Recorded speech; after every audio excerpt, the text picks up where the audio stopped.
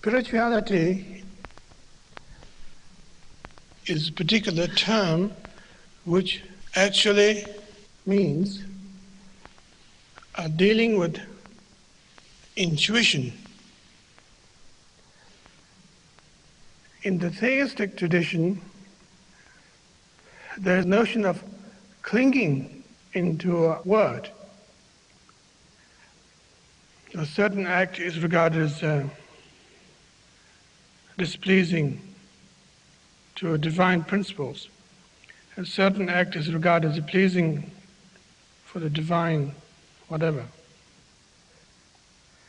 In the tradition of non-theism, however, it is very direct that the case history are not particularly important. What is actually important is here and now. Here and now. Now is definitely now. We try to experience what is available there on the spot. There's no point in thinking that the past did exist that we could have now. This is now. This very moment. Nothing mystical, just now, very simple, straightforward. And from that nowness, however, arises a sense of intelligence, always, that you are constantly interacting with the reality one by one, spot by spot, constantly. We actually experience fantastic precision, always. But we are threatened by the now, so we jump to the past or the future. Paying attention to the materials that exist in our life, all these choices takes place all the time, but none of them are regarded as bad or good per se. Everything we experience are unconditional experience. They don't come along with a label by saying this is regarded as bad, or this is good. But we experience them, but we don't actually pay heed to them properly. We don't actually regard that as that we are going somewhere. We regard that as a hassle, waiting to be dead. Waiting to be dead. Waiting to be dead. Waiting to be dead.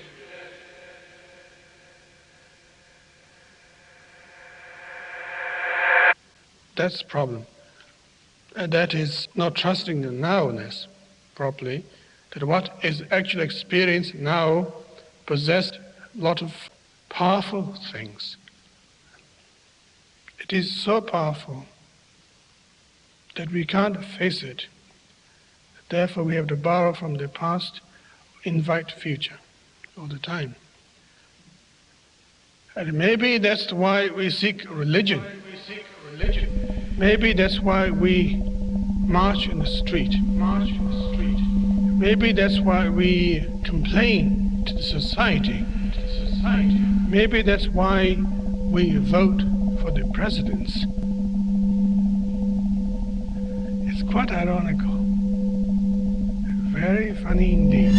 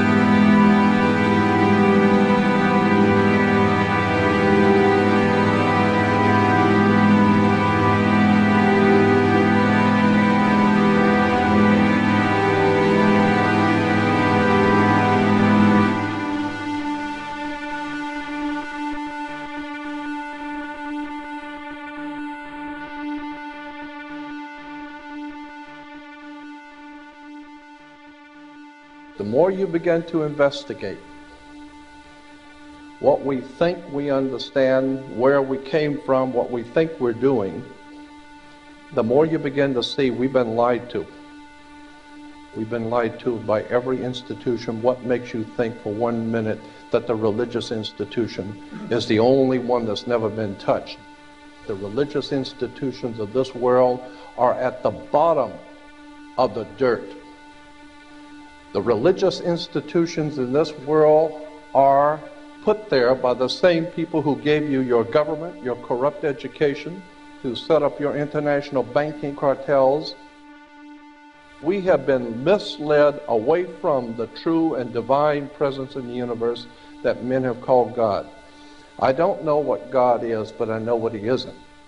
And unless and until you are prepared to look at the whole truth, and wherever it may go, whoever it may lead to, the more you educate yourself, the more you understand where things come from, the more obvious things become, and you begin to see lies everywhere. You have to know the truth and seek the truth, and the truth will set you free.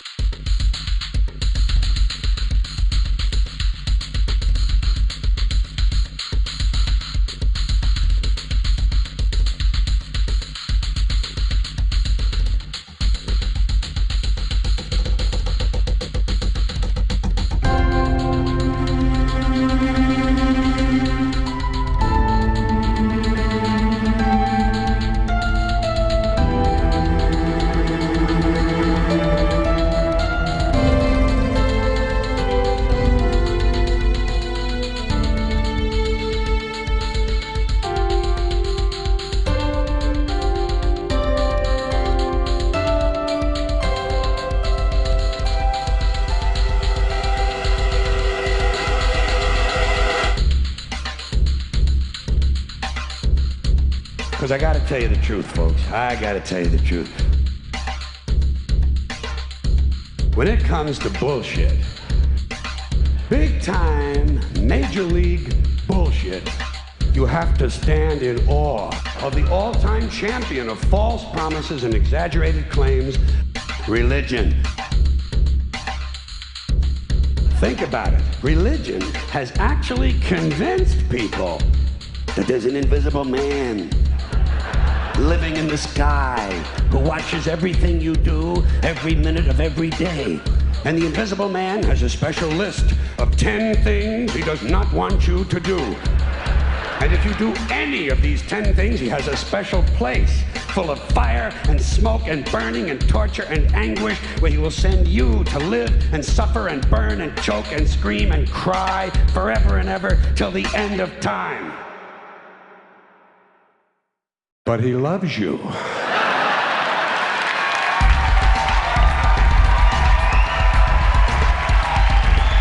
loves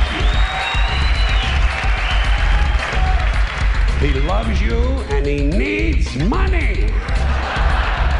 He always needs money. He's all powerful, all perfect, all knowing, and all wise. Somehow, just can't handle money. Religion takes in billions of dollars, they pay no taxes, and they always need a little more. Now, you talk about a good bullshit story. Holy shit.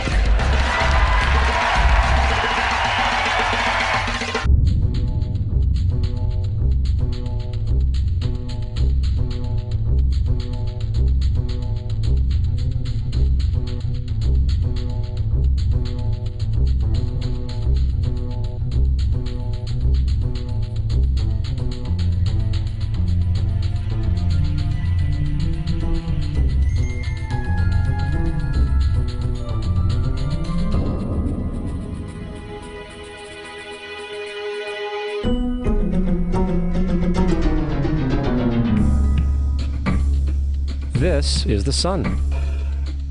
As far back as 10,000 BC, history is abundant with carvings and writings reflecting people's respect and adoration for this object.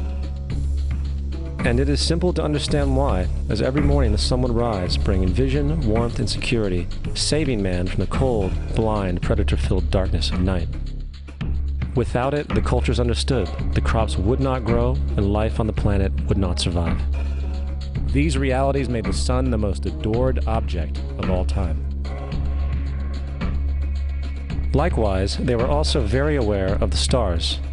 The tracking of the stars allowed them to recognize and anticipate events which occurred over long periods of time, such as eclipses and full moons.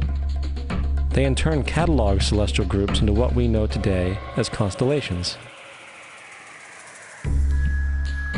This is the cross of the zodiac, one of the oldest conceptual images in human history. It reflects the sun as it figuratively passes through the 12 major constellations over the course of a year. It also reflects the 12 months of the year, the 4 seasons, and the solstices and equinoxes. The term zodiac relates to the fact that constellations were anthropomorphized, or personified, as figures or animals. In other words, the early civilizations did not just follow the sun and stars, they personified them with elaborate myths involving their movements and relationships. The sun, with its life-giving and saving qualities, was personified as a representative of the unseen creator or God, God's Son, the light of the world, the savior of humankind. Likewise, the 12 constellations represented places of travel for God's Son, and were identified by names, usually representing elements of nature that happened during that period of time. For example, Aquarius, the water bearer, who brings the spring rains.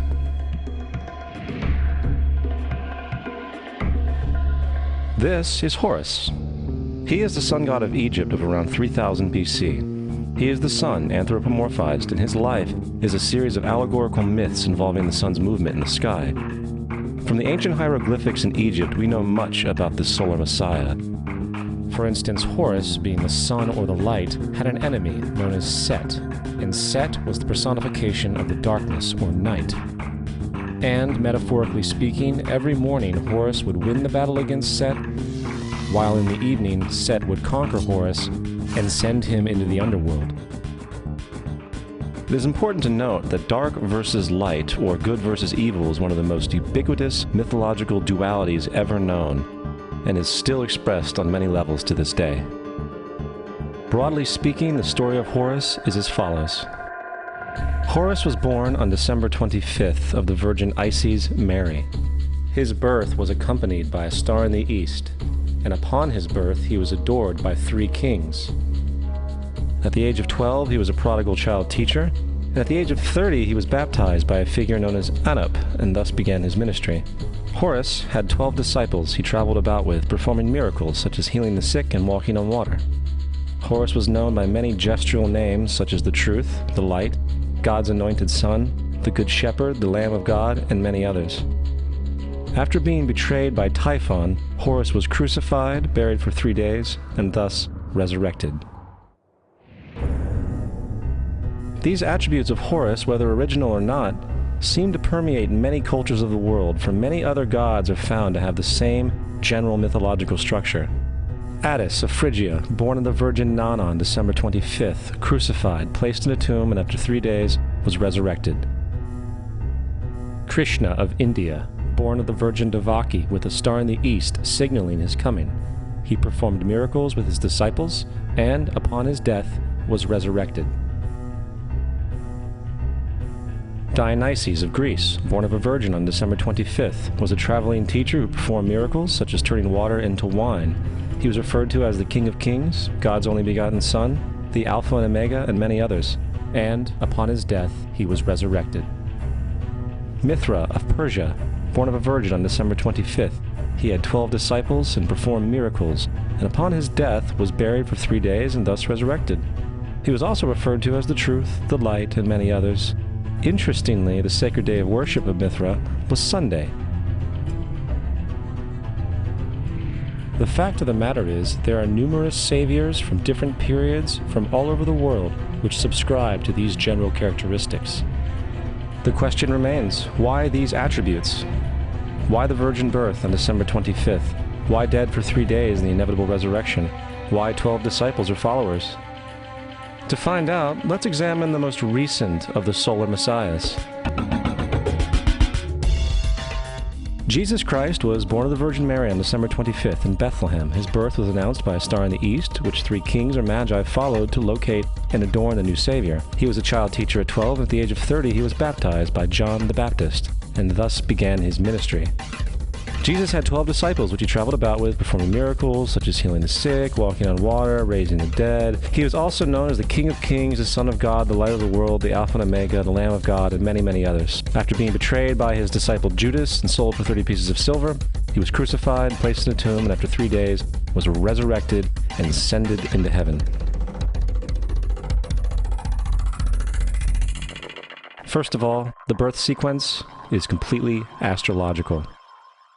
The star in the east is Sirius, the brightest star in the night sky, which, on December 24th, aligns with the 3 brightest stars in Orion's belt.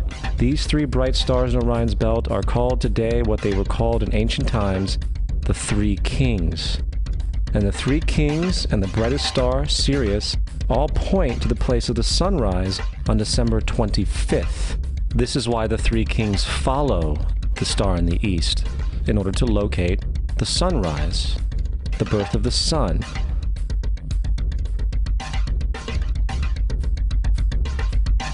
The Virgin Mary is the constellation Virgo, also known as Virgo the Virgin. Virgo in Latin means virgin.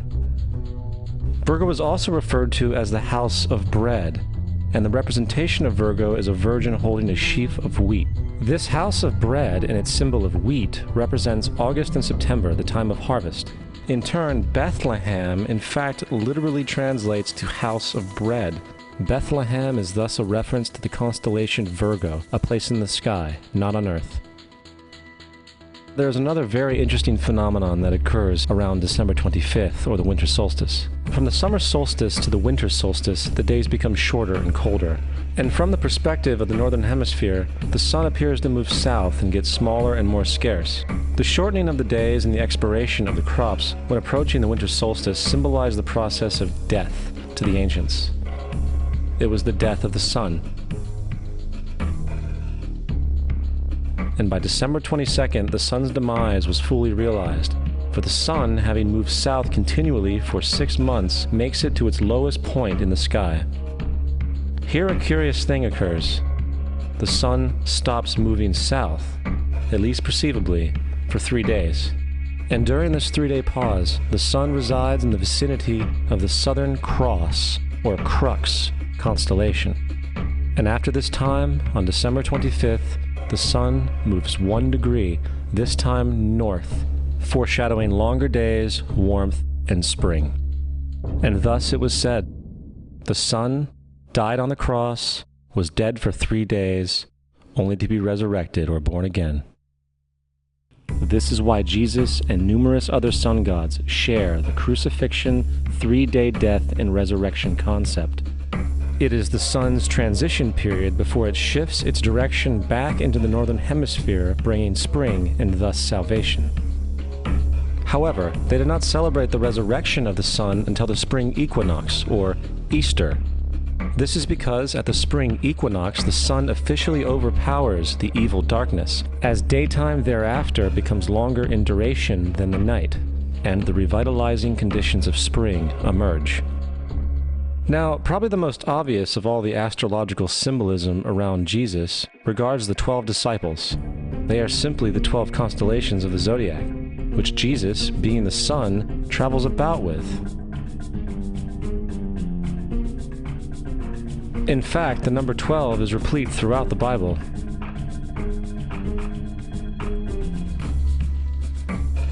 Coming back to the cross of the zodiac, the figurative life of the sun, this was not just an artistic expression or tool to track the sun's movement. It was also a pagan spiritual symbol, the shorthand of which looked like this.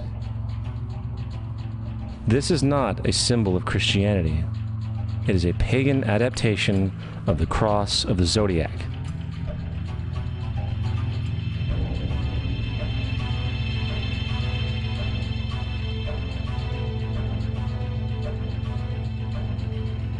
This is why Jesus in early occult art is always shown with his head on the cross, for Jesus is the Son of God, the light of the world, the risen Savior, who will come again, as it does every morning.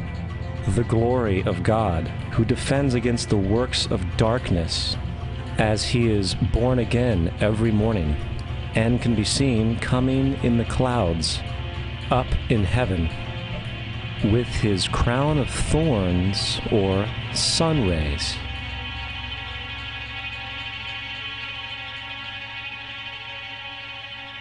Now, of the many astronomical metaphors in the Bible, one of the most important has to do with the ages. Throughout the scriptures, there are numerous references to the age. In order to understand this, we need to be familiar with a phenomenon known as the precession of the equinoxes. The ancient Egyptians, along with cultures long before them, recognized that approximately every 2150 years, the sunrise on the morning of the spring equinox would occur in a different sign of the zodiac. This has to do with a slow, angular wobble that the Earth maintains as it rotates on its axis. It is called a precession because the constellations go backwards rather than through the normal yearly cycle. The amount of time it takes for the precession to go through all 12 signs is roughly 25,765 years. This is also called the Great Year, and ancient societies were very aware of this, and they referred to each 2150-year period as an age. From 4300 BC to 2150 BC, it was the age of Taurus, the bull. From 2150 BC to 1 AD, it was the age of Aries, the ram. And from 1 AD to 2150 AD, it is the age of Pisces, the age we are still in to this day. And in and around 2150, we will enter the new age, the age of Aquarius. Now, the Bible reflects, broadly speaking, a symbolic movement through 3 ages while foreshadowing a 4th. In the Old Testament, when Moses comes down Mount Sinai with the 10 Commandments, he is very upset to see his people worshiping a golden bull calf. In fact, he shattered the stone tablets and instructed his people to kill each other in order to purify themselves. Most biblical scholars will attribute this anger to the fact that the Israelites were worshiping a false idol or something to that effect.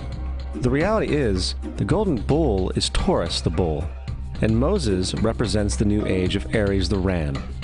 This is why Jews even today still blow the ram's horn. Moses represents the new age of Aries, and upon the new age, everyone must shed the old age. Other deities mark these transitions as well, such as Mithra, a pre-Christian god who kills the bull in the same symbology. Now Jesus is the figure who ushers in the age following Aries, the age of Pisces, or the 2 fish. Fish symbolism is very abundant in the New Testament. Jesus feeds 5,000 people with bread and 2 fish.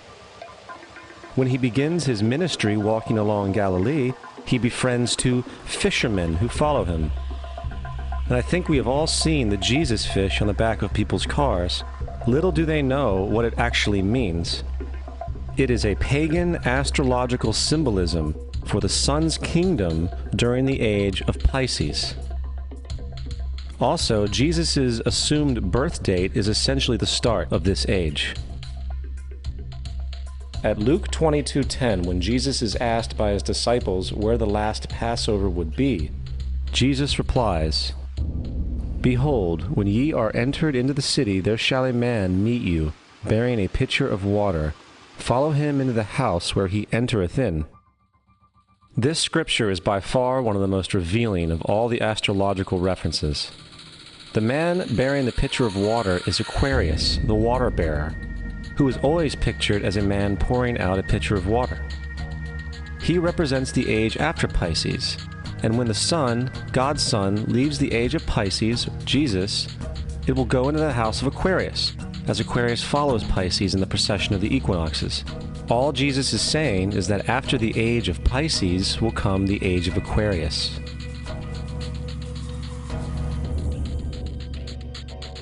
Now, we have all heard about the end times and the end of the world. The cartoonish depictions in the book of Revelation aside, the main source of this idea comes from Matthew 28:20, where Jesus says, "I will be with you even to the end of the world." However, in the King James Version, world is a mistranslation among many mistranslations. The actual word being used is eon, which means age. I will be with you even to the end of the age, which is true, as Jesus' solar Piscean personification will end when the sun enters the age of Aquarius. The entire concept of end times and the end of the world is a misinterpreted astrological allegory. Let's tell that to the approximately 100 million people in America who believe the end of the world is coming. Furthermore, the character of Jesus being a literary and astrological hybrid is most explicitly a plagiarization of the Egyptian sun god Horus. For example, inscribed about 3,500 years ago on the walls at the Temple of Luxor in Egypt are images of the Annunciation, the miracle conception, the birth, and the adoration of Horus. The images begin with Thoth announcing to the Virgin Isis that she will conceive Horus, then Neph, the Holy Ghost, impregnating the Virgin, and then the virgin birth and the adoration. This is exactly the story of Jesus' miracle conception. In fact, the literary similarities between the Egyptian religion and the Christian religion are staggering.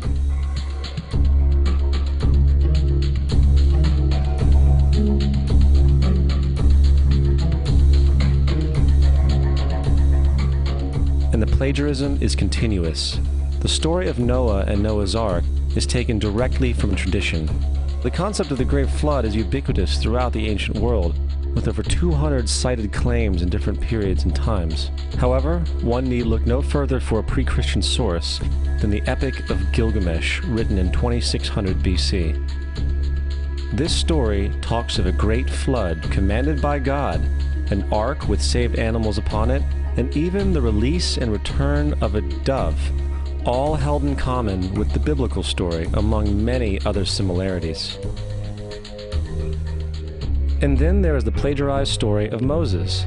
Upon Moses' birth, it is said that he was placed in a reed basket and set adrift in a river in order to avoid infanticide. He was later rescued by a daughter of royalty and raised by her as a prince. This baby in a basket story was lifted directly from the myth of Sargon of Akkad of around 2250 BC. Sargon was born, placed in a reed basket in order to avoid infanticide, and set adrift in a river. He was in turn rescued and raised by Aki, a royal midwife. Furthermore, Moses is known as the lawgiver, the giver of the Ten Commandments, the Mosaic Law. However, the idea of a law being passed from God to a prophet up on a mountain is also a very old motif. Moses is just another lawgiver in a long line of lawgivers in mythological history. In India, Manu was the great lawgiver. In Crete, Minos ascended Mount Dicta, where Zeus gave him the sacred laws, while in Egypt there was Meses, who carried stone tablets and upon them the laws of God were written. Manu, Minos, Meses, Moses. And as far as the Ten Commandments, they are taken outright from spell 125 in the Egyptian Book of the Dead. What the Book of the Dead phrased, "I have not stolen," became "Thou shalt not steal." "I have not killed," became "Thou shalt not kill." "I have not told lies," became "Thou shalt not bear false witness," and so forth. In fact, the Egyptian religion is likely the primary foundational basis for the Judeo-Christian theology. Baptism, afterlife, final judgment, virgin birth, death and resurrection, crucifixion, the Ark of the Covenant, circumcision, saviors, Holy Communion, Great Flood, Easter, Christmas, Passover, and many, many more are all attributes of Egyptian ideas long predating Christianity and Judaism. Justin Martyr, one of the first Christian historians and defenders, wrote, "When we say that he, Jesus Christ, our teacher, was produced without sexual union, was crucified and died and rose again and ascended into heaven, we propound nothing different from what you believe regarding those who you esteem sons of Jupiter." In a different writing, Justin Martyr said, "He was born of a virgin, accept this in common with what you believe of Perseus." It's obvious that Justin and other early Christians knew how similar Christianity was to the pagan religions. However, Justin had a solution. As far as he was concerned, The devil did it. The devil had the foresight to come before Christ and create his characteristics in the pagan world. Fundamentalist Christianity, fascinating. These people actually believe the world is 12,000 years old. Swear to God. I actually asked one of these guys, okay, dinosaur fossils. He says, dinosaur fossils? God put those here to test our faith.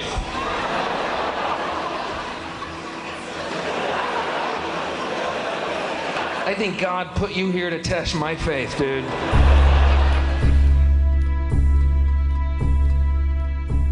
The Bible is nothing more than an astrotheological literary hybrid, just like nearly all religious myths before it. In fact, the aspect of transference of one character's attributes to a new character can be found within the book itself. In the Old Testament, there is the story of Joseph. Joseph was a prototype for Jesus. Joseph was born of a miracle birth. Jesus was born of a miracle birth. Joseph was of 12 brothers. Jesus had 12 disciples. Joseph was sold for 20 pieces of silver. Jesus was sold for 30 pieces of silver. Brother Judah suggests the sale of Joseph. Disciple Judas suggests the sale of Jesus. Joseph began his work at the age of 30. Jesus began his work at the age of 30. The parallels go on and on. Furthermore, is there any non-biblical historical evidence of any person living with the name Jesus, the son of Mary, who traveled about with 12 followers, healing people and the like?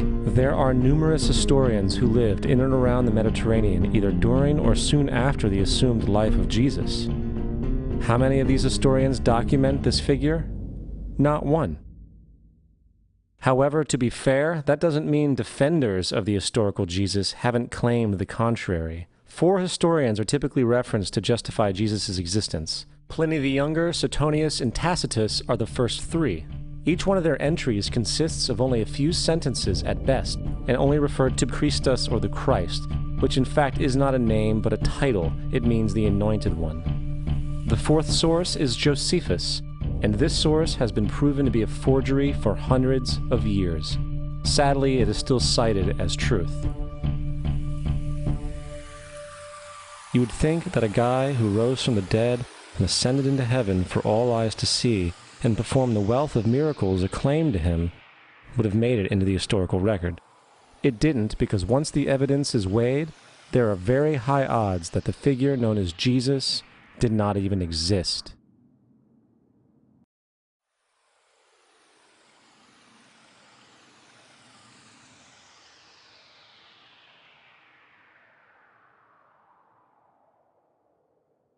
We don't want to be unkind, but we want to be factual.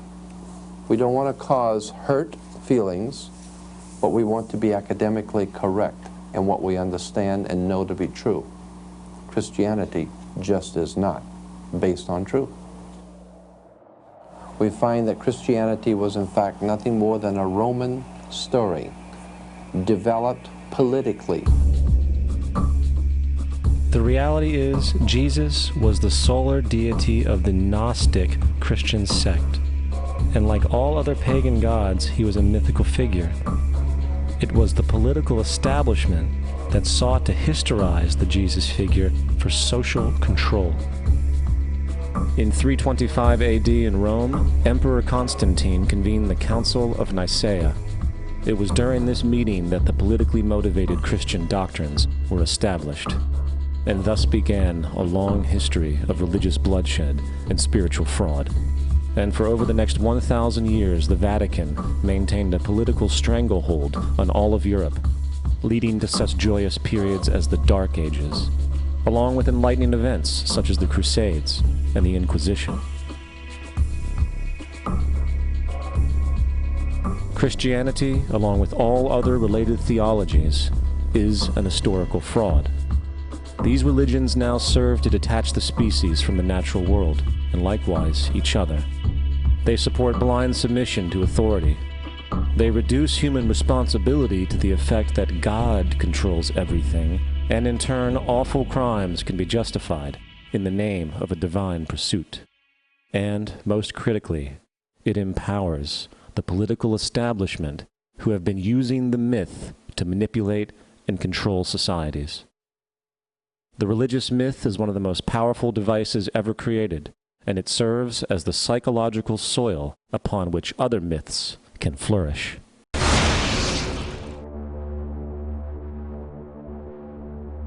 A myth is an idea that, while widely believed, is false. In a deeper sense, in the religious sense, a myth serves as an orienting and mobilizing story for a people. The focus is not on the story's relation to reality, but on its function. A story cannot function unless it is believed to be true in the community or the nation. It is not a matter of debate. If some people have the bad taste to raise the question of the truth of the sacred story, the keepers of the faith do not enter into debate with them. They ignore them or denounce them as blasphemers. It is wrong, blasphemous, and sinful for you to suggest, imply, or help other people come to the conclusion that the U.S. government killed 3,000 of its own citizens.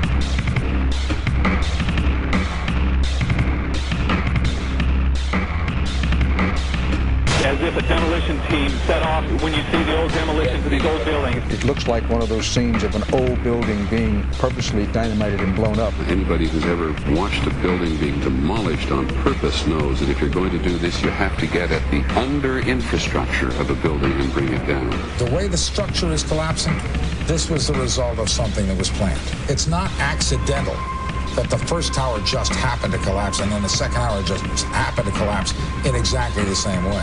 How they accomplished this, we don't know. The building collapsed to dust. You don't find a desk. You don't find a chair. You don't find a telephone, a computer. The biggest piece of a telephone I found was half of the keypad, and it was about this big. What happened to the concrete? The concrete was pulverized from river to river. There was dust powder 2-3 inches thick. The concrete was just pulverized. Reminiscent of those pictures we've all seen too much on television before, when a building was deliberately destroyed by well-placed dynamite to knock it down.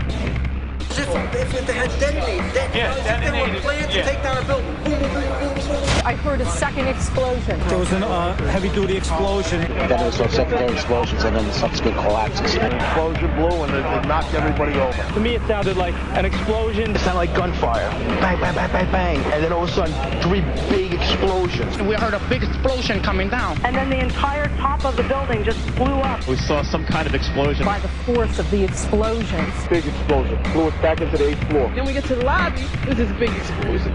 The lobby looked as though a bomb had exploded there. A huge explosion now raining debris. It's been a huge explosion. Huge explosion that we all heard and felt. We just witnessed some kind of follow-up explosion. We heard a very loud blast, explosion. A secondary explosion at Tower 1 camp. That is another bomb going off. He thinks that there were actually devices that were planted in the building. Planted in the building.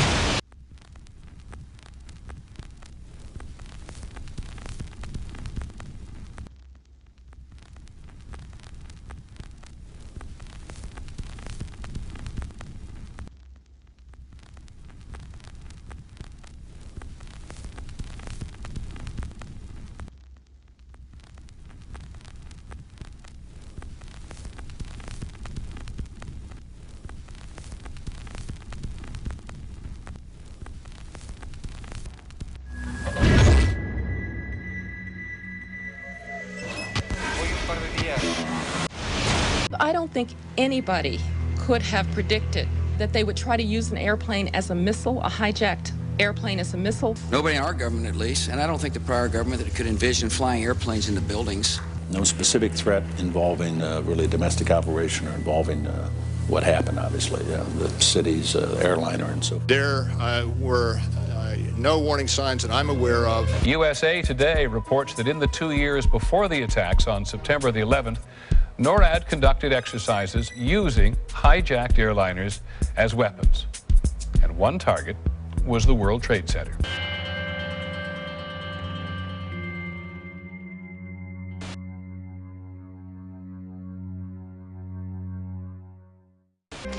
In confidential documents from the Philippines obtained by CNN, the plan was clear. He will board any American commercial aircraft, control its cockpit, and dive it at the CIA headquarters. Other buildings targeted the Pentagon and the World Trade Center.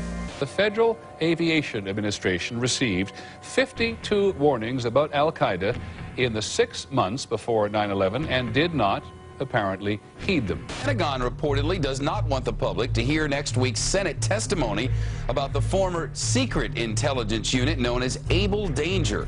And it identified Mohammed Atta and 3 other 9/11 terrorists as members of an al-Qaeda cell in Brooklyn, New York, more than a year before the attacks. We found 2 of the 3 cells which conducted the 9/11 attacks. Lieutenant Colonel Tony Schaefer, who was the first member of Able Danger to go public, has now been told in writing by the Defense Intelligence Agency that he can't speak to members of Congress or their staff without prior approval. This is an attempt to prevent the American people from knowing the facts about how we could have prevented 9/11, and people are covering it up today. Security and counterterrorism was blinking red, in the words of George Tenet, that the warnings of an imminent attack were so severe that something dramatic should have been done. It was unparalleled. Instead, our president went on a month-long vacation.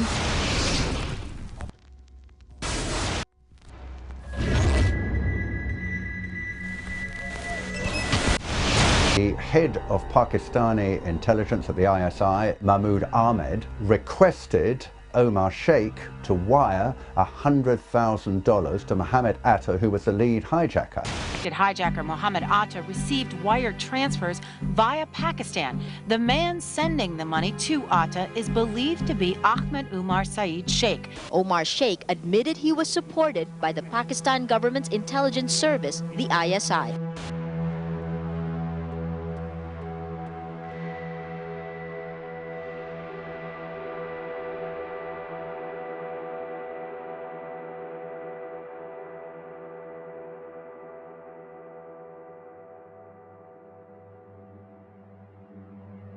As hard as this is to believe that 2 of the alleged terrorists involved in what happened on Tuesday may have attended schools run by the U.S. military. Evidence was also apparently planted.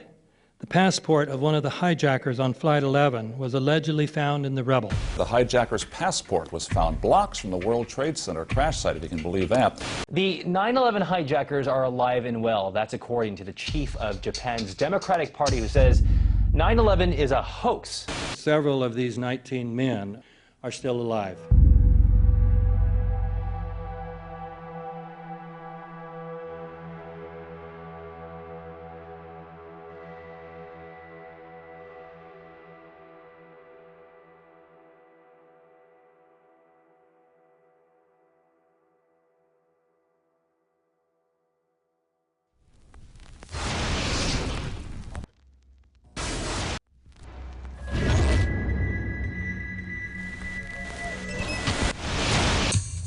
Of course we're after Saddam Hussein, bin Laden. He's In the early 1980s, bin Laden worked with operatives from U.S. intelligence, the Pakistani military, and Arab states. January 2001, the Bush administration orders the FBI and intelligence agencies to back off investigations involving the bin Laden family, including 2 of Osama bin Laden's relatives, who were living, guess where, in Falls Church, Virginia, right next to CIA headquarters. When he was already America's most wanted criminal, he reportedly spent 2 weeks in the American hospital in Dubai, was treated by an American doctor, and visited by the local CIA agent. We have not seen one piece of evidence that links Osama bin Laden directly to the planning stages of September 11th. This failure to provide proof was later said to be unnecessary because bin Laden, in a video allegedly found in Afghanistan, admitted responsibility for the attacks.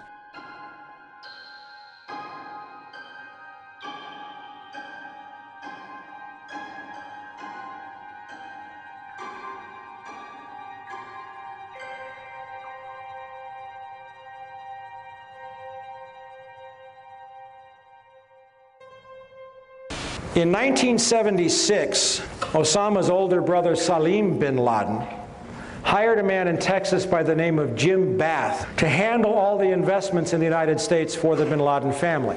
Jim Bath also happens to be a personal, almost lifelong friend and former Air National Guard pilot with George W. Bush. The connections between the Bushes and the bin Ladens become much more clear when George Herbert Walker Bush made trips to Saudi Arabia in 1998 and 2000 to meet with the bin Laden family on behalf of a company called the Carlyle Group.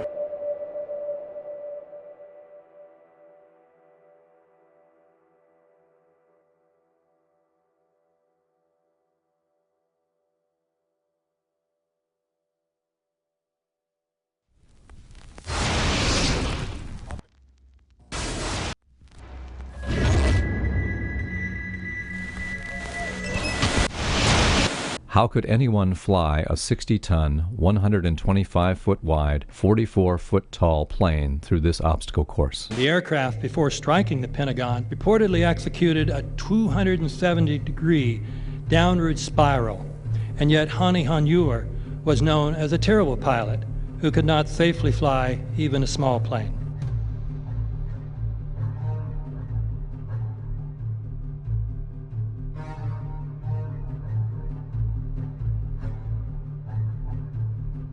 No seats, no luggage, no bodies.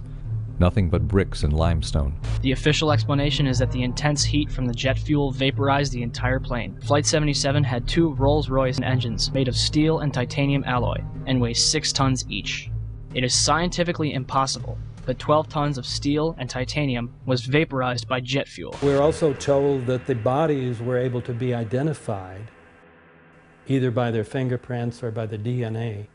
So what kind of fire can vaporize aluminum and tempered steel and yet leave human bodies intact? From my close-up inspection, there's no evidence of a plane having crashed anywhere near the Pentagon. And as I said, the only pieces left that you can see are small enough that you could pick up in your hand. Shortly after the strike, government agents picked up debris and carried it off. The entire lawn was covered with dirt and gravel, so that any remaining forensic evidence was literally covered up. The videos from security cameras, which would show what really hit the Pentagon, were immediately confiscated by agents of the FBI, and the Department of Justice has to this day refused to release them. If these videos would prove that the Pentagon was really hit by a 757, most of us would assume the government would release them.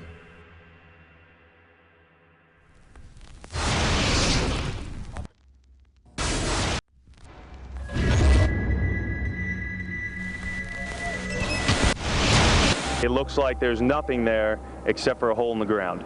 Basically, that's right. The only thing you could see from where we were was a big gouge in the earth and some broken trees.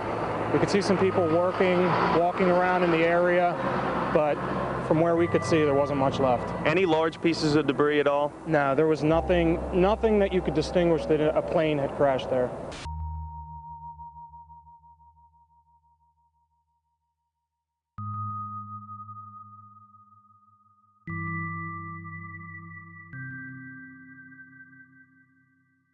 The FBI and the state police here have confirmed that they have cordoned off a second area about 6 to 8 miles away from the crater here. This is apparently another debris site. Why would debris be located 6 miles away? Could it have blown that far away? Seems highly unlikely.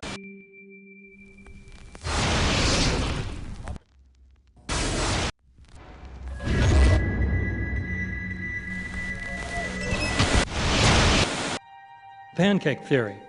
according to which the fires, while not melting the steel, heated it up sufficiently to cause the floors weakened by the airplane strikes to break loose from the steel columns, and this started a chain reaction. So you would expect then from that theory, which is the official theory, to see a whole stack of floors piled up on top of each other and then a spindle of core columns standing too. The core of each of the twin towers consisted of 47 massive steel columns. If the floors had broken loose from them, these columns would have still been sticking up into the air 1,000 feet. The plane did not cut all those core columns. We designed the buildings to take the impact of the Boeing 707 hitting the building at any location. The building probably could sustain multiple impacts of jetliners. That the plane flew straight into the building. Through him, right. So you're saying that the building was actually designed to cope with a hole like that and still survive? Yeah, it was. If you had dropped, say, a billiard ball from the top of the World Trade Center, 110 floors up there, it would have taken 8 to 10 seconds to hit the ground, encountering no resistance whatsoever. The Twin Towers came down in nearly free fall speed. 200,000 tons of steel shatters and explodes outwards over 500 feet. This means that floors shattered at an average rate of about 10 floors per second.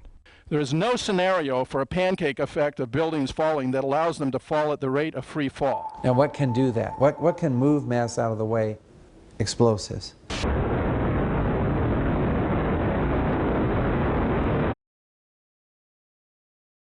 "47 huge steel columns going up the core, and they're interconnected. How do you get them to fail simultaneously so the core disappears? It looks like those core columns were cut. The way we do this is by cutting the beam at an angle.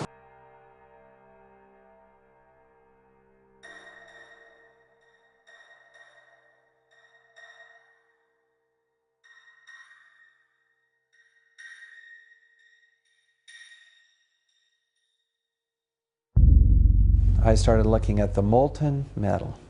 All three buildings, both towers in the rubble, in the basement areas, and Building 7, there's these pools of molten metal.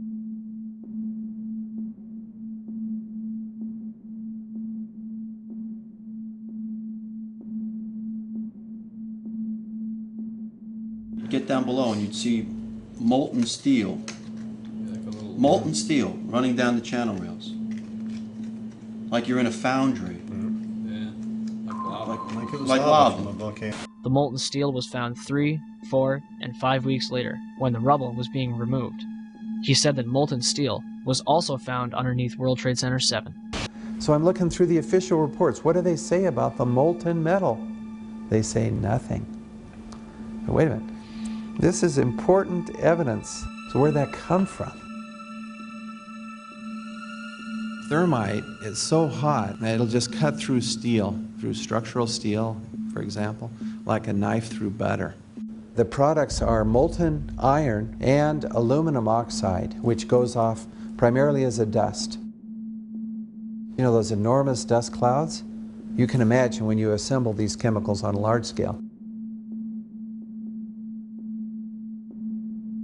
So, Professor Niels Harrit, you examined the rubble that came from the World Trade Center. What did you find in it?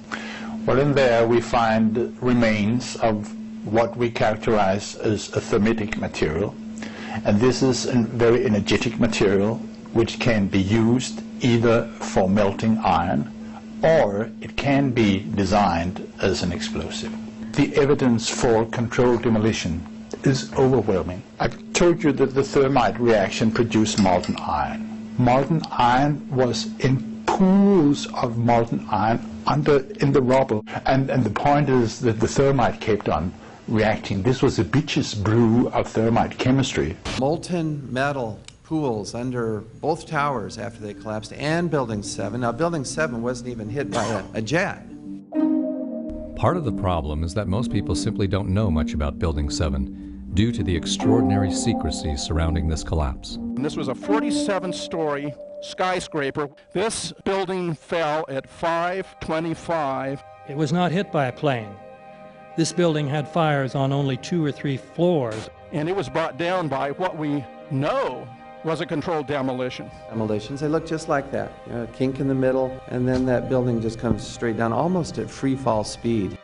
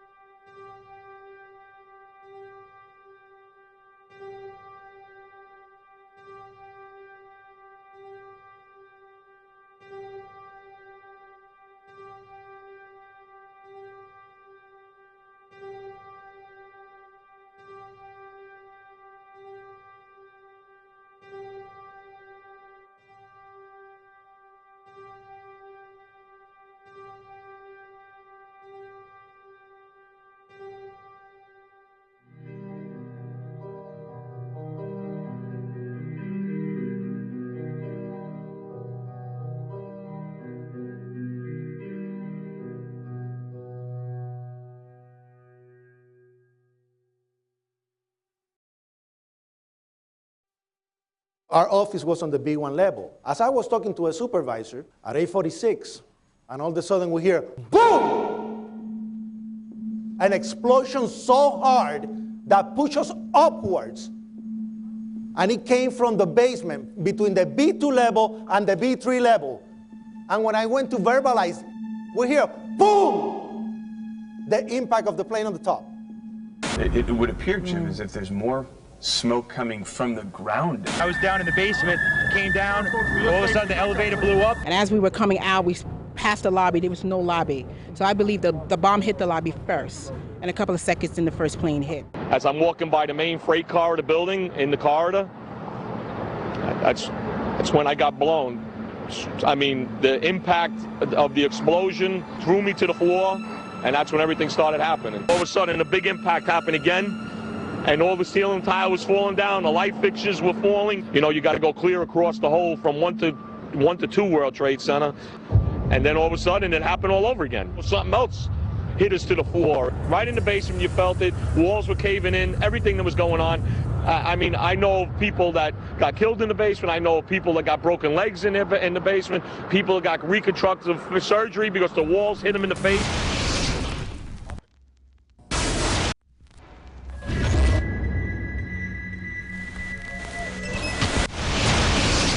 According to standard operating procedure, if an FAA flight controller notices anything that suggests a possible hijacking, the controller is to contact a superior. If the problem cannot be fixed within about a minute, the superior is to ask NORAD, the North American Aerospace Command, to send up or scramble jet fighters to find out what is going on. NORAD then issues the scramble order to the nearest Air Force base with fighters on alert. But although interceptions usually occur within 10 or so minutes, in this case, 80 or so minutes had elapsed before fighters were even airborne. It's a mind-bending anomaly. Not a single U.S. Air Force interceptor turns a wheel until it's too late. There are no jets at all. What if they were so confused and had been so deliberately confused that they couldn't respond? The reason that they didn't know where to go was because a number of conflicting and overlapping war game exercises were taking place. It involved the insertion of false radar blips onto radar screens in the Northeast Air Defense Sector. Center Team U, we have a problem here. We have a hijacked aircraft headed towards New York. We need someone to scramble some F-16s or something up there to help us out. Is this real world or exercise? Is this real world or exercise? There was another exercise, Vigilant Warrior, which was in fact, according to a NORAD source, a live-fly hijack drill being conducted at the same time. With only 8 available fighter aircraft, and they have to be dispatched in pairs, they were dealing with as many as 22 possible hijacks on the day of 9/11, and they couldn't separate the war game exercises from the actual hijacks.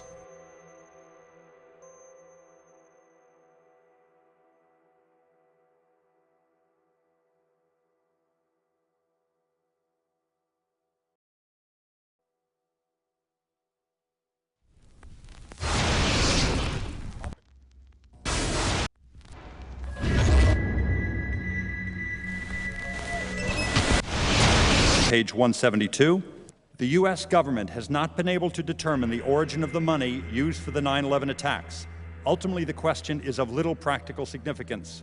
The American authorities have not managed to trace the source of the funding, and then the most amazingly disingenuous statement ultimately is it of little consequence. It is of massive consequence. Doesn't it matter who paid for 9/11? The collapse of Building 7 has been recognized as especially difficult to explain. The 9/11 Commission report implicitly admitted that it could not explain the collapse of this building by not even mentioning it. President, why are you and the Vice President insisting on appearing together before the 9/11 Commission? Because the 9/11 Commission wants to ask us questions. That's why we're meeting, and I look forward to meeting with them and answering their questions. Why you're appearing together rather than separately, which was their request? Because it's a good chance for both of us to answer questions that the 9/11 Commission is looking forward to asking us, and I'm looking forward to answering them. Let's see. Do you think they should be able to stand up and speak their own words? They should go under oath. They should be, yeah. In public.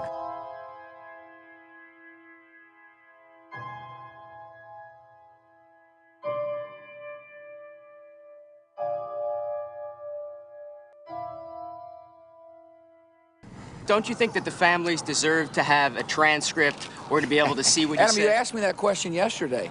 For an I answer got the today. same answer, yeah. The final report was a unanimous report. That means that if there was a single commissioner who had any objection about anything, that fact would be dropped from the report. We have found out that he not only served on the transition team of the Bush administration, that he was a person who wrote a draft memo for the setup of the Bush administration's National Security Council, that he was an individual who wrote the preemptive war strategy that was eventually used for the war in Iraq, that he is a close friend of Condoleezza Rice's. We want him to resign. There is literally nothing in the 9/11 report that the Bush administration did not approve of. We can understand, therefore, why the Commission, under Zelikow's leadership, would have ignored all the evidence that would point to the truth, that 9/11 was a false flag operation intended to authorize the doctrines and funds needed for a new level of imperial mobilization.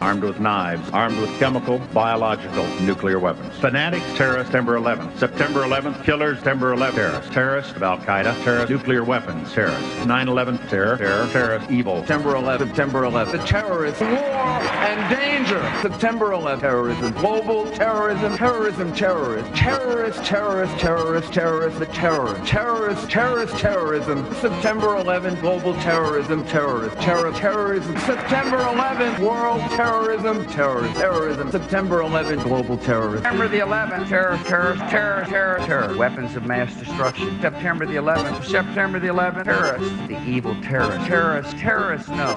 Terrorism. The words are hypnotically repeated. Terrorism, terrorist, terrorist threat, and of course, believed to be linked to Al-Qaeda. But it's the so-called war on terrorism that's in our faces practically 24/7 as the inescapable focus of our existence. One day, our grandchildren will look back on this time and ask, how was the war on terror won? The entire U.S. ruling class, ruling elite, comes to see terrorism as the preferred means, indeed the only means, to provide social cohesion, to provide an enemy image for the society to keep it together. According to neocon theory from Carl Schmitt, you have to have an enemy image in order to have a society. It's a very dangerous thing because now it means that the entire social order, the political parties, intellectual life, politics in general, all based on a monstrous myth. Monstrous myth.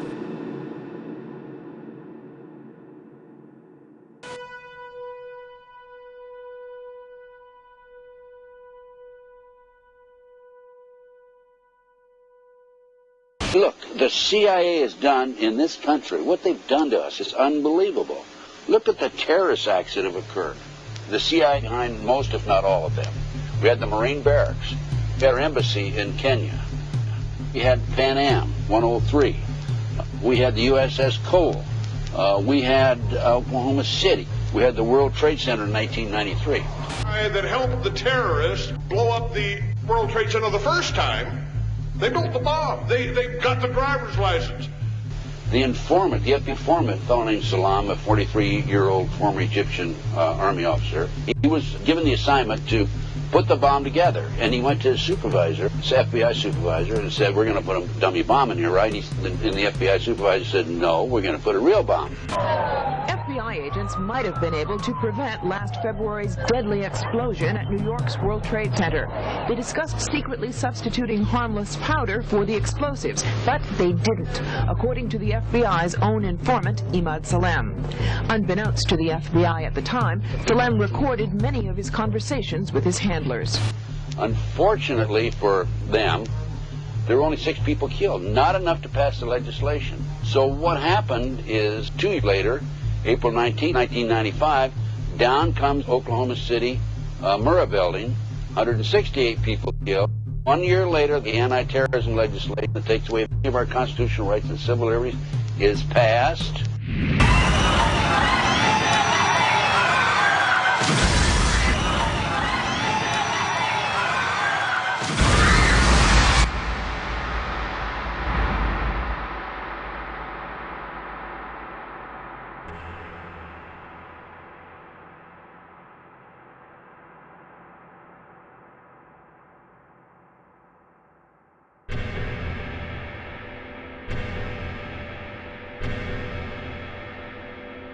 Because at 9:30 this morning, we were actually running an exercise for over a company of 1,000 people in London, based on simultaneous bombs going off precisely at the railway stations that happened this morning. So I still have the hairs on the back of my neck standing upright. To get this quite straight, you were running an exercise to see how you would cope with this, and it happened while you were running the exercise? Precisely.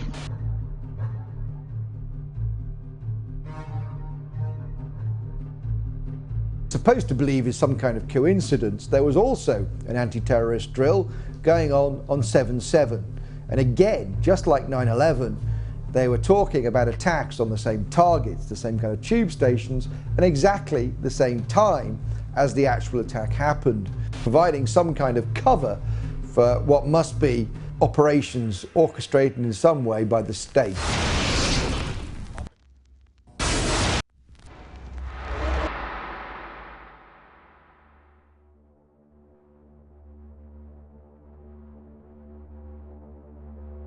I am absolutely appalled at how much people in this country do not think. We are given to understand that a guy out there up in the mountains financed the most elaborate attack on this country. Do you think some people in a cave were able to have NORAD stand down? Do you think that people in a cave were able to have all of this happen? And when I think about how many Americans were killed in New York City, and believing as I do that this thing was a setup job, this is a textbook operation that Nazis used, and they've used it over and over again. America has been suckered in one more time. I don't have to tell you things are bad. Everybody knows things are bad. The dollar buys a nickel's worth. Banks are going bust. Shopkeepers keep a gun under the counter. Punks are running wild in the street, and there's nobody anywhere who seems to know what to do, and there's no end to it. We know the air is unfit to breathe, and our food is unfit to eat. We sit watching our TVs while some local newscaster tells us that today we had 15 homicides and 63 violent crimes, as if that's the way it's supposed to be. We know things are bad, worse than bad. They're crazy. It's like everything everywhere is going crazy, so we don't go out anymore. We sit in the house, and slowly the world we're living in is getting smaller, and all we say is, please, at least leave us alone in our living rooms. Let me have my toaster and my TV and my steel-belted radios, and I won't say anything. Just leave us alone. Well, I'm not going to leave you alone. I want you to get mad. I don't want you to protest. I don't want you to riot. I don't want you to write to your congressmen because I wouldn't know what to tell you to write. I don't know what to do about the depression and the inflation and the Russians and the crime in the street. All I know is that first, you've got to get mad. You've got to say, I'm a human being. God damn it. My life has value.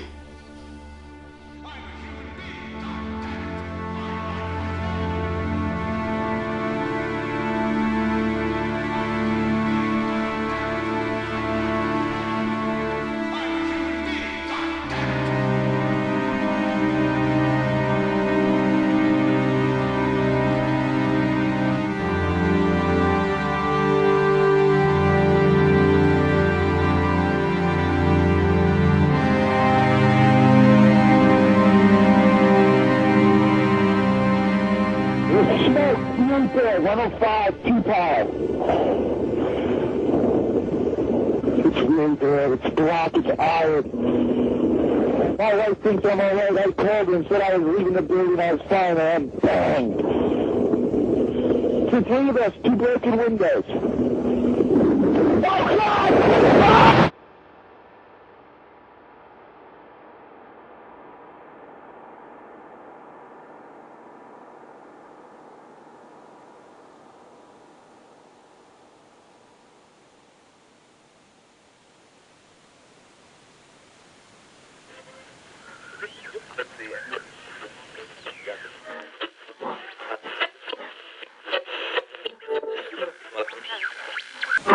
When hostilities commenced in Europe in 1939, it was realized that the American people had no intention of entering the war.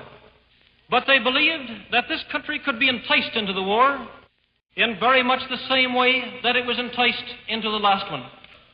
They planned, first, to prepare the United States for foreign war under the guise of American defense. Second, to involve us in the war, step by step, without our realization.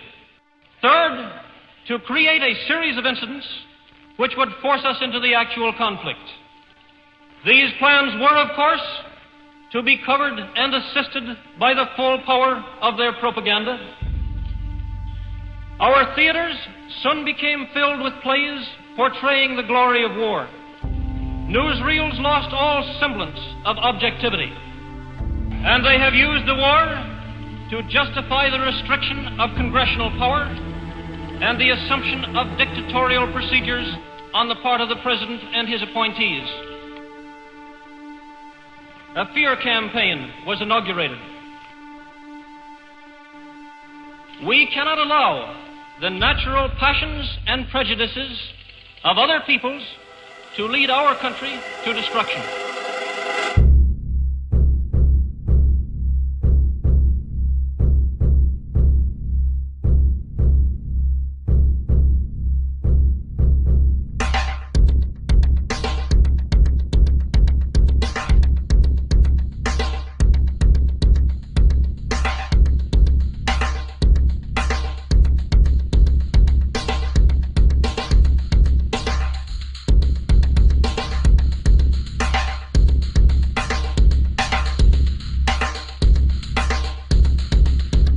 (1775). The American Revolutionary War began as the American colonies sought to detach from England and its oppressive monarchy. Though many reasons are cited for the revolution, one in particular sticks out as a prime cause: that King George III of England outlawed the interest-free, independent currency the colonies were producing themselves, in turn forcing them to borrow money from the Central Bank of England, immediately creating economic hardship and despair. In the words of Peter Cooper, former vice president of the New York Board of Currency, after Franklin had explained to the British government as the real cause of prosperity, they immediately passed laws forbidding the payment of taxes in that money. This produced such great inconvenience and misery to the people that it was the principal cause of the Revolution. In 1783, America won its independence from England. However, its battle against the central bank concept and the corrupt, power-hungry mentality associated with it had just begun. So what is a central bank? A central bank is an institution that issues and regulates the currency of an entire nation. Based on historical precedent, the typical powers inherent in central banking practice include the control of interest rates and the expansion and contraction of the money supply itself. Now, the central bank does not simply issue money to the government, it loans it to them with interest. Then, through the mechanisms of increasing and decreasing the supply of money, the central bank essentially regulates the value of the currency issued. It is critical to understand that the entire structure of this system could only produce one thing in the long run: debt. It doesn't take a lot of ingenuity to figure this scam out. For every single dollar produced by both the central bank and its regulated commercial banks is loaned at interest. That means every dollar produced is actually the dollar plus a certain percentage of debt based on that dollar. And since the banking system has the monopoly of the production of the currency, and they loan each dollar out with an immediate debt attached to it, where does the money to pay for the debt come from? It can only come from the banks again, which means the banking system has to perpetually increase its money supply to temporarily cover the outstanding debt created, which, in turn, since that new money is loaned out at interest as well, creates even more debt. The end result of this system is essentially slavery, for it is technically impossible for the government and thus the public to ever come out of the self-generating debt.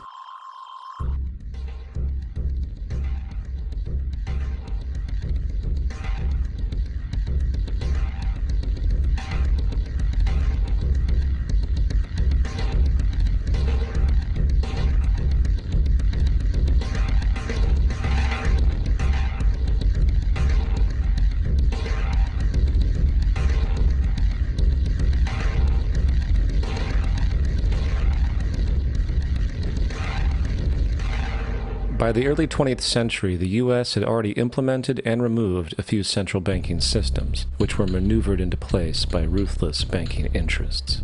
At this time, the dominant families in the banking and business world were the Rockefellers, the Morgans, the Warburgs, the Rothschilds. And in the early 1900s, they sought to push, once again, legislation to create another central bank. However, they knew the government and public were very weary of such an institution, so they needed to create an incident to affect public opinion. So J.P. Morgan, publicly considered a financial luminary at the time, exploited his mass influence by reportedly creating rumors that prominent banks in New York were insolvent or bankrupt. Morgan knew this would trigger mass hysteria and a systemic crisis, and it did. The public, in fear of losing their deposits, immediately began mass withdrawals. Consequently, the banks were forced to call in their loans, causing the recipients to sell their property, and thus a spiral of bankruptcies, repossessions, and turmoil emerged.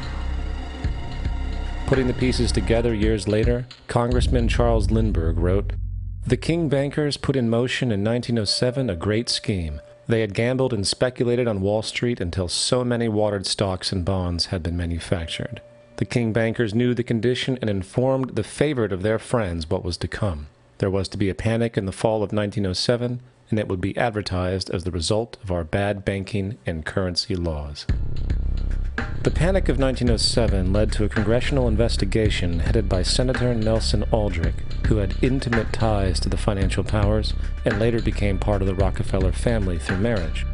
The commission led by Aldrich recommended a central bank should be implemented so a panic like 1907 could never happen again.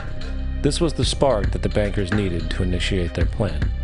And in 1910, a secret meeting was held at a J.P. Morgan estate on Jekyll Island off the coast of Georgia. It was there that the central banking bill called the Federal Reserve Act was written. This legislation was written by bankers, not lawmakers. This meeting was so secretive, so concealed from government and public knowledge, that most of the figures who attended disguised their names when en route to the island. And after this bill was constructed, it was then handed over to their political frontman, Senator Nelson Aldrich, to push through Congress. And in 1913, with heavy political sponsorship by the bankers, Woodrow Wilson became president, having already agreed to sign the Federal Reserve Act in exchange for campaign support. And a few days before Christmas, when much of Congress was at home with their families, the Federal Reserve Act was voted in, and Wilson in turn made it law. The night before its passage, Congressman Charles Lindbergh pleaded, "This act establishes the most gigantic trust on earth. When the President signs this act, the invisible government by the money power will be legalized." Now, the public was told that the Federal Reserve System was an economic stabilizer, and inflation and economic crises were a thing of the past. Well, as history has shown, nothing was further from the truth. The fact is, the bankers now had a streamlined machine for economic manipulation. It's alive! It's alive! It's alive! For example, from 1914 to 1919, the Fed substantially increased the money supply, resulting in extensive loans to small banks and the public.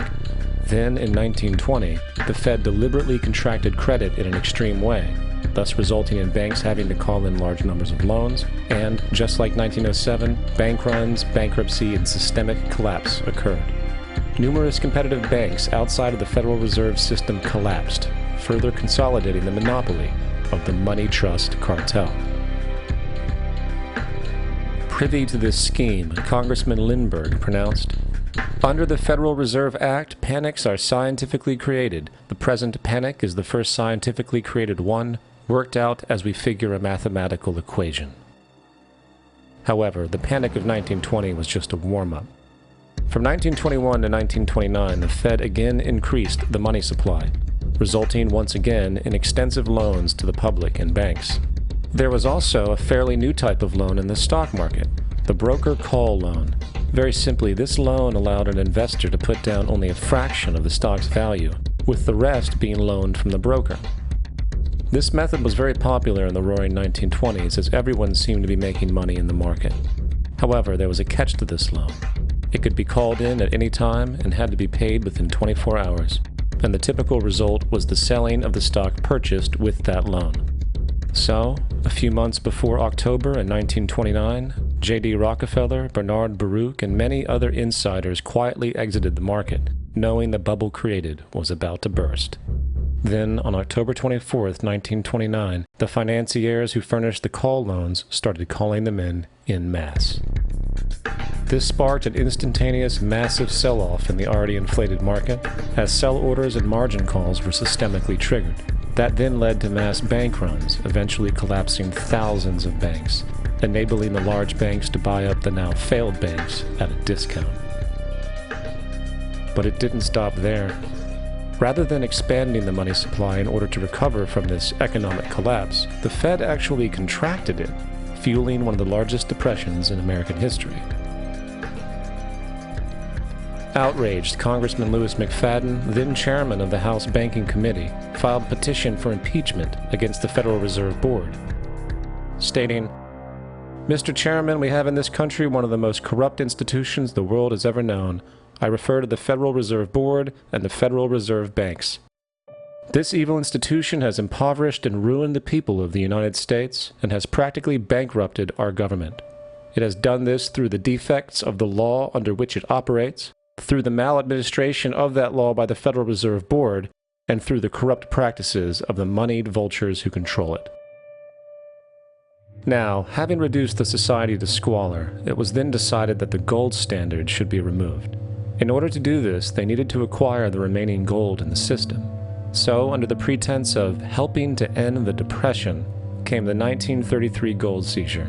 Under the threat of imprisonment for 10 years, everyone in America was required to turn in all gold bullion to the Treasury, essentially robbing the public of what little wealth they had left.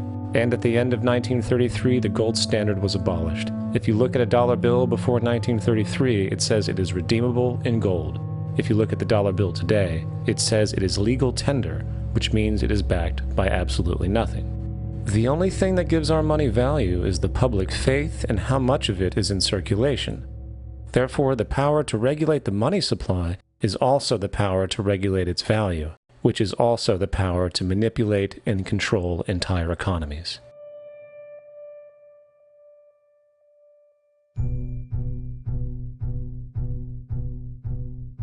It is important to clearly understand the Federal Reserve is a private corporation. It is about as federal as Federal Express. It makes its own policies and is under little regulation by the U.S. government. It is a private bank that loans all the currency at interest to the government, completely consistent with the central banking model that the country sought to escape from when it declared independence in the American Revolutionary War. Now, going back to 1913, the Federal Reserve Act was not the only bill pushed through Congress for the vested financial interests. They also pushed its partner, the federal income tax. First of all, the federal income tax is completely unconstitutional, as it is a direct, unapportioned tax, and the required number of states needed in order to ratify the amendment to allow the income tax was never legally met, and this has even been cited in modern court cases.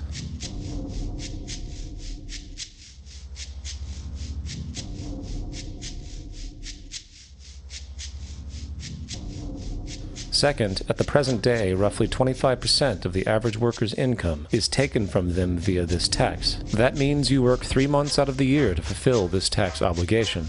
And where does that money go? According to the Grace Commission report of the 1980s, 100% of what is collected is absorbed solely by interest on the federal debt and by federal government contributions to transfer payments. In other words, all individual income tax revenues are gone before 1 nickel is spent on the services which taxpayers expect from their government. Today, the money Americans make working 3 months out of the year goes almost entirely to the interest fees charged for the debt-based fiat currency. The fact is, the federal income tax exists to feed the Federal Reserve federal government money machine, making sure the interest payments are always there. And third, even with the government claim as to the legality of the income tax, there is still evidently no statute, no law in existence that requires you to pay this tax. I really expected that, of course, there's a law that you can point to in the law book, the code that requires you to file a tax return. Of course there is. I was at that point where I couldn't find the statute that clearly made a person liable, at least not me and most people I know. And I had no choice in my mind except to resign. Based on the research that I did throughout the year 2000 and that I'm still doing, I have not found that law. I've asked Congress, we've asked a lot of people in the IRS commissioners, helpers. They can't answer, because if they answer, the American people are going to know that this whole thing is a fraud. I haven't filed an federal income tax return since I left. I have not filed a tax return since 1999. Now, the control of the economy and the manipulation of society for the vested financial powers is only a part of the game being played. Another level is the business of war. Since the inception of the Federal Reserve in 1913, a number of large and small wars have commenced. The three most pronounced might be World War I, World War II, and Vietnam. World War I. In 1914, European wars broke out centered around England and Germany. The American public wanted nothing to do with the war. In turn, President Woodrow Wilson publicly declared neutrality. However, under the surface, evidence now shows that the financial powers behind the administration were looking for any excuse it could to enter it. It is important to understand that one of the most lucrative things that can happen for the bankers is war, for it forces the country to borrow even more money at interest, not to mention the profits generated through the financing of military production. In the words of two-time Congressional Medal of Honor winner Smedley D. Butler, war is a racket. It always has been. It is possibly the oldest, easily the most profitable, surely the most vicious. It is the only one international in scope, and it is the only one in which the profits are reckoned in dollars, and the losses in lives. Woodrow Wilson's top advisor and mentor was Colonel Edward House, a man found to have intimate connections with the financial interests of the time. In a conversation with Colonel House, Wilson's advisor, and Sir Edward Grey, the Foreign Secretary of England, regarding America and the war, Grey inquired, "What will America do if Germans sink an ocean liner with American passengers on board?" House responded, "I believe that a flame of indignation would sweep the United States, and that by itself would be sufficient to carry us into war." So, on May 7, 1915, a ship called the Lusitania was sent where German military vessels were known to be. And, as likely expected, German U-boats torpedoed the ship, exploding stored munitions, killing 1,200 people. To further understand the obvious anticipation of this setup, the German embassy actually put advertisements in the New York Times telling people that if they boarded the Lusitania, they did so at their own risk, as such a ship sailing from America to England through the war zone would be liable to destruction. In turn, and as anticipated, the sinking of the Lusitania caused a wave of anger among the American population, and America entered the war a short time after. Major General Smedley D. Butler summarizes the monetary reality of World War I.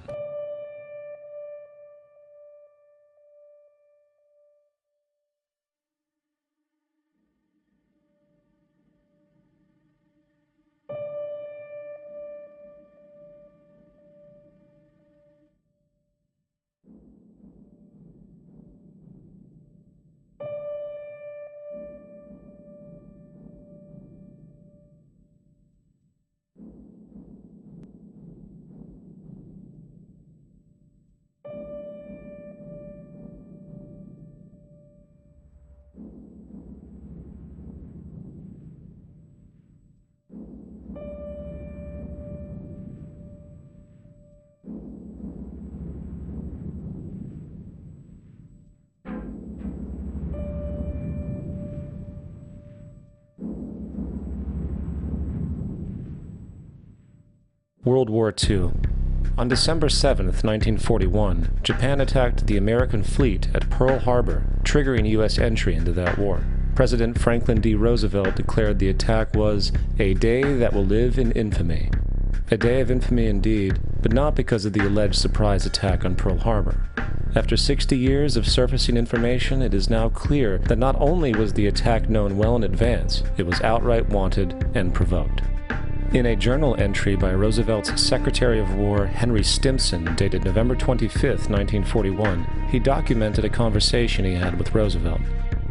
The question was how we should maneuver them into firing the first shot. And in congressional testimony later, he added, "It was desirable to make sure the Japanese be the ones to do this so that there should remain no doubt as to who were the aggressors." In the months leading up to the attack on Pearl Harbor, Roosevelt had done almost everything in his power to anger the Japanese, showing a posture of aggression. He halted all of Japan's imports of American petroleum. He froze all Japanese assets in the United States. He made public loans to nationalist China and supplied military aid to the British, both enemies of Japan in the war, which, by the way, was in complete violation of international war rules. And, with numerous Japanese codes broken in advance, revealing the plan to attack, on December 7, 1941, Japan was allowed to attack Pearl Harbor, killing 2,400 soldiers. Before Pearl Harbor, 83% of the American public wanted nothing to do with the war. After Pearl Harbor, 1 million men volunteered.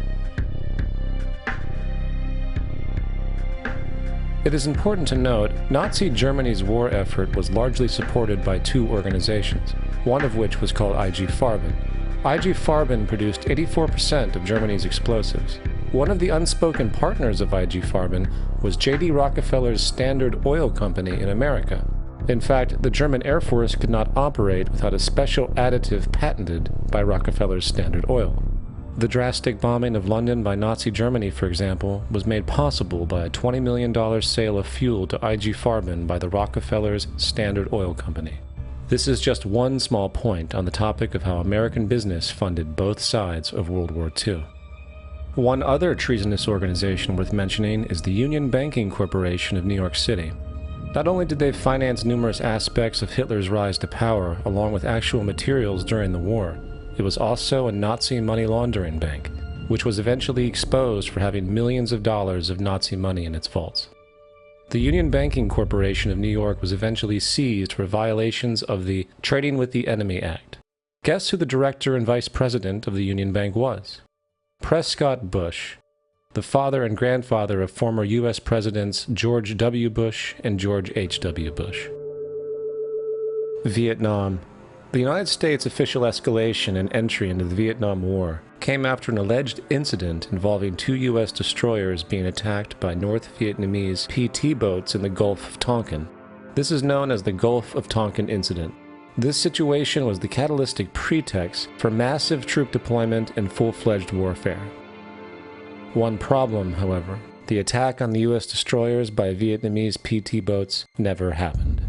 Former Secretary of Defense Robert McNamara stated years later that the Gulf of Tonkin incident was a mistake, while classified documents released years later show that it was a farce, manipulated for the purposes of war. And once in the war, it was business as usual. In October 1966, President Lyndon Johnson lifted trade restrictions on the Soviet bloc, knowing full well that the Soviets were providing upwards of 80% of North Vietnam's war supplies.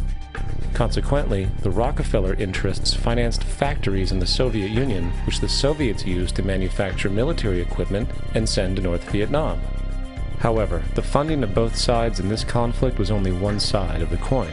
In 1985, Vietnam's rules of engagement were declassified. This detailed what American troops were and were not allowed to do in the war. It included such absurdities as North Vietnamese anti-aircraft missile systems could not be bombed until they were known to be operational. No enemy could be pursued once they crossed the border of Laos or Cambodia. And most revealing of all, the most critical strategic targets were not allowed to be attacked unless initiated via high military officials. Apart from these illogical limitations, North Vietnam was informed of these restrictions and therefore could base entire strategies around the limitations of the American forces. This is why the war went on for so long. And the bottom line is this: the Vietnam War was never meant to be won, just sustained. This war for profit and resources resulted in 58,000 American deaths and 3 million dead Vietnamese. So, where are we now? September 11th was the jumpstart for a hegemonic agenda, enabling the possibility of constant global warfare. It was a staged war pretext, no different than the sinking of the Lusitania, the provoking of Pearl Harbor, and the Gulf of Tonkin lie. In fact, if 9/11 wasn't a planned war pretext, it would be an exception to the rule. It has been used to launch two unprovoked illegal wars, one against Iraq and the other against Afghanistan. However, 9/11 was a pretext for another war as well. The war against you. The Patriot Act, Homeland Security, the Military Tribunals Act, and other legislations are all completely designed to destroy your civil liberties and protect those in power. Currently in the United States, unannounced to most Americans, your home can be searched without a warrant, without you being home, You can in turn be detained indefinitely with no charges revealed to you, no access to a lawyer, and legally tortured, all under the suspicion that you might be a terrorist. If you need a painted picture of what is happening, let's recognize how history repeats itself. In February 1933, Hitler staged a false flag attack, burning down his own German parliament building, the Reichstag, blaming it on communist terrorists. Within the next few weeks, he passed the Enabling Act, which completely eradicated the German Constitution, destroying people's liberties. He then led a series of preemptive wars, all justified as necessary to maintaining homeland security.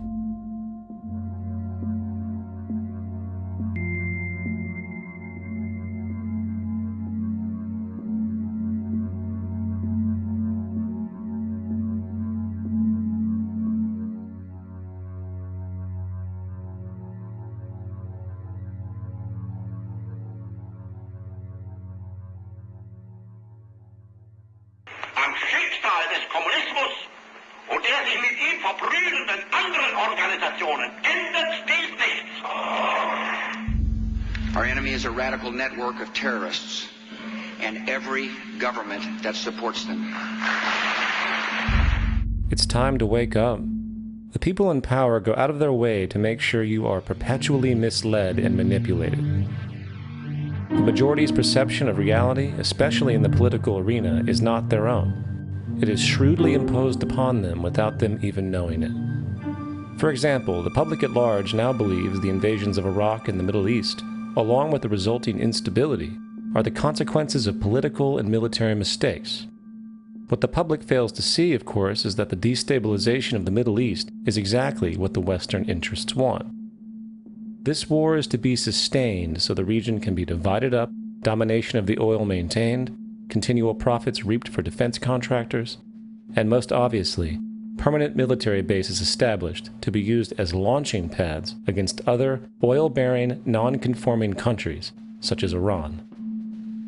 For further implication that the civil war and destabilization is purely intentional, in 2005, 2 elite British SAS officers were arrested by Iraqi police after being caught driving around in their car, shooting at civilians while dressed up as Arabs.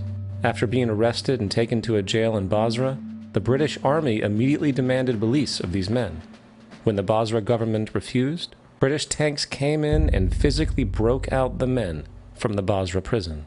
If you wish to destroy an area, how do you do it? Well, there are 2 ways. You can go in there and bomb it and so forth, but that is not very efficient. What you do is you try to get the people in that area to kill each other and to destroy their own territory, their own farms. And that's what's been done in that area. The way in which you destroy an opponent is get him to destroy himself by dividing his ranks against one another. Then you feed both sides. You have agents feeding both sides, inflaming both sides, and they kill each other off. And it's time that some of us woke up to this reality, to understand that people who try to maintain empires and create empires do it by manipulating the people they're trying to conquer. You might want to ask yourself why the entire culture is utterly saturated with mass media entertainment from all sides. While the educational system in America continues its stupefying downward slide since the U.S. government decided to take over and subsidize the public school system. What your government pays for, it gets. When we understand that, then we look at government-financed institutions of education and see the kind of students and the kind of education that's being turned out by these government-financed schools. Logic will tell you that if what is being turned out in those schools was not in accord with what the state and the federal government wanted, then it would change it. The bottom line is that the government is getting what they have ordered. They do not want your children to be educated. They do not want you to think too much. That is why our country and our world has become so proliferated with entertainments, mass media, television shows, amusement parks, drugs, alcohol, and every kind of entertainment to keep the human mind entertained, so that you don't get in the way of important people by doing too much thinking. You had better wake up and understand that there are people who are guiding your life and you don't even know it. We're in a lot of trouble because you people and 62 million other Americans are listening to me right now, because less than 3% of you people read books, because less than 15% of you read newspapers, because the only truth you know is what you get over this tube.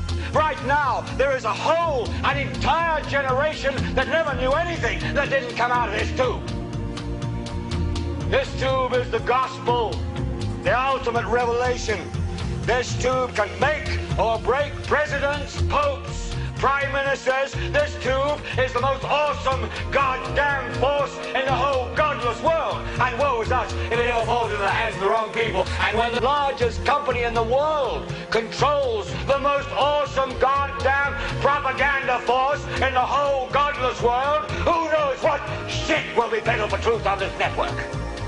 So you listen to me. Listen to me. Television is not the truth. Television is a goddamn amusement park.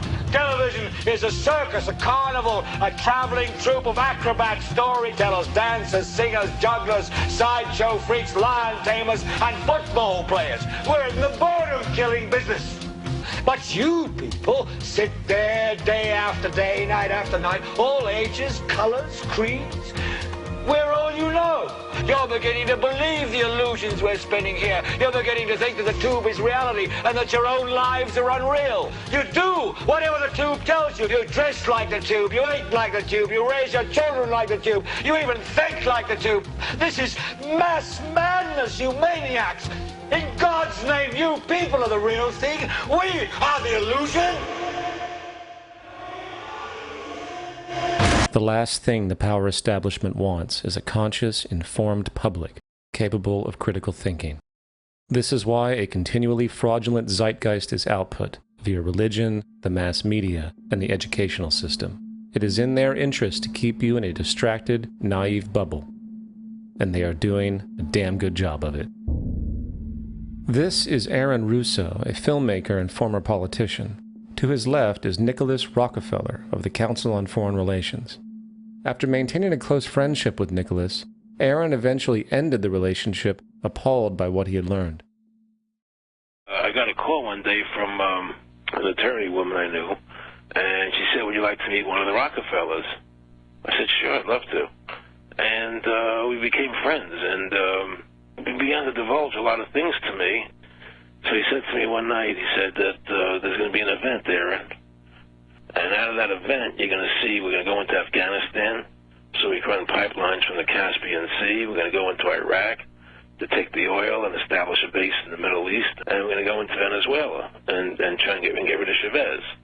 And the first two they've accomplished. Chavez they didn't accomplish. And he said you're going to see guys going into caves looking for looking for people that they're never going to find.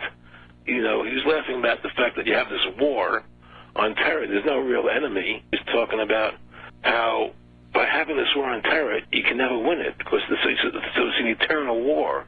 And so you can always keep taking people's liberties away. And I said, how are you going to convince people that this war is real? He said, but the media can convince everybody it's real. I mean, you know, it's just that you keep talking about things. You keep saying it over and over and over again, and eventually people believe it. You know, you created the Federal Reserve in 1913 through lies. You create 9/11, which is another lie. Through 9/11, then you're fighting a war on terror, and now all of a sudden you go into Iraq, which was another lie, and now they're going to do Iran. You know, and it's all one thing leading to another, leading to another, leading to another. Now, I would say to them, what are you doing this for? What's the point of this thing? You have all the money in the world you ever want. You have all the power. I said, you know, you're hurting people. It's not a good thing. And he would say, what do you care about the people for? Take care of yourself and you take care of your family. And then I said to him, what are the ultimate goals here? He said the ultimate goal is to get everybody in this world chipped with the RFID chip, and have all money be on those chips and everything on those chips.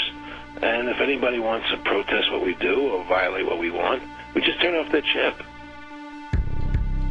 So how far will the sickness of power go?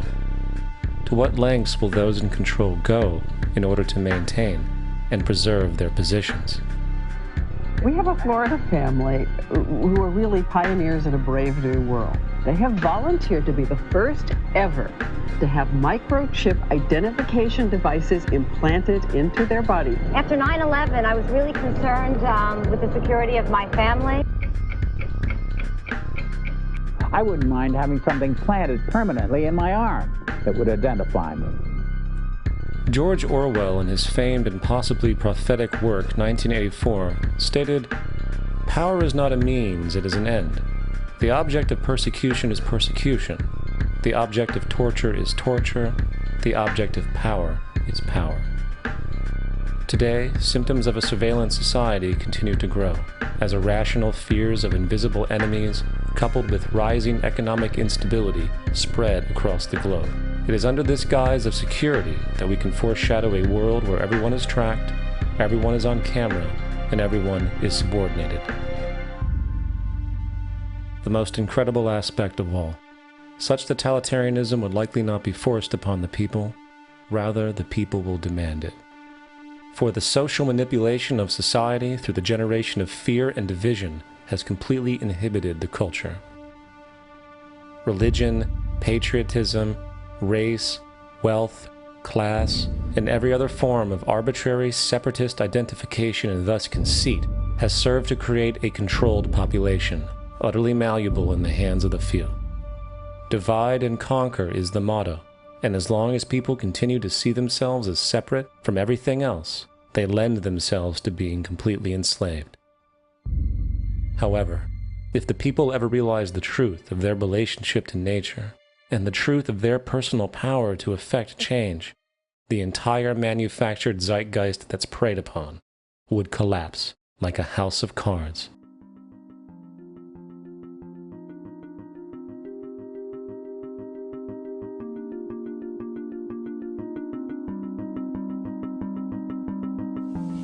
The whole system that we live in drills into us that we're powerless, that we're weak, that our society is evil, that it's crime-ridden, etc., and so forth. It's all a big, fat lie. We are powerful, beautiful, extraordinary. There is no reason why we cannot understand who we truly are, where we are going. There is no reason why the average individual cannot be fully empowered. We are incredibly powerful beings. You know, I think I spent 30 years of my life, in the first 30, trying to become something. I wanted to become good at things. I wanted to become good at tennis. I wanted to become good at school and grades and everything I kind of viewed in that perspective. I'm not okay the way I am, but if I got good at things, you realize that I had the game wrong. The game was to find out what I already was. Find out what I already was.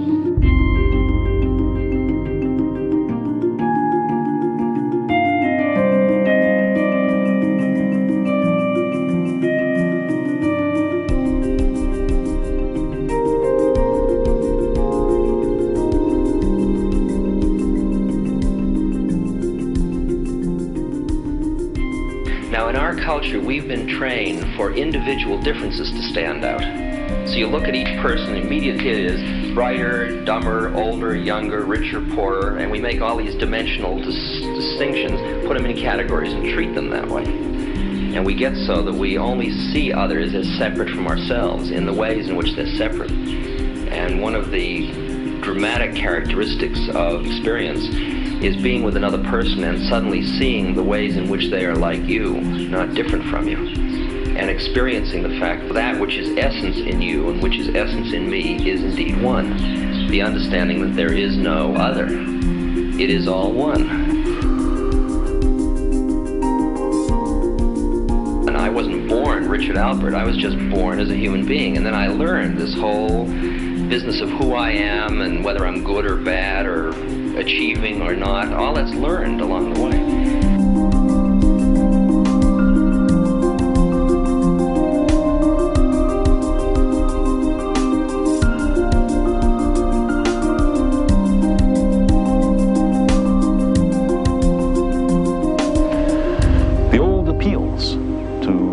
racial, sexual, and religious chauvinism to rabid nationalist fervor are beginning not to work. A new consciousness is developing which sees the earth as a single organism and recognizes that an organism at war with itself is doomed.